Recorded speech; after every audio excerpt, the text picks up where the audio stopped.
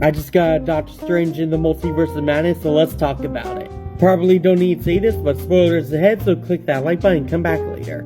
So this film was freaking awesome. Like, it was really brutal, like DC movie levels of brutal.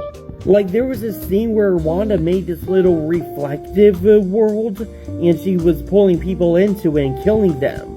And there was this scene where she comes out of this reflective realm by coming out of a gong, and her body parts are all twisted up and everything. She has all these scratches, but suddenly they all form back together to her. It reminded me a lot of some stuff from Sam Raimi's films, like the Evil Dead movies. My favorite character of the film has to be Strange. He is such a better character in this film than he was in the last few movies. I like how he actually finds himself a little bit guilty for Tony's death, like saying that he was the only way to stop Thanos. My entire theater cheered when the Illuminati showed up. Major spoilers coming up here in a second, so come back if you don't want to hear it right now. Even though the Illuminati were barely in this movie, I still loved every scene that they were in. I kept telling my friends that I didn't think that Mr. Fantastic and Black Bolt were gonna be in this film, but after seeing this, oh my god, I'm so glad I was proven wrong.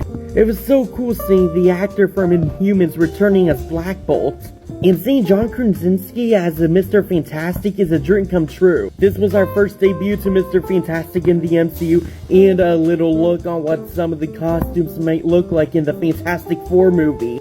I also got shivers down my spine when I heard that X-Men 90s theme when Charles came in. I hope they play the theme again for the opening of the MCU X-Men movies.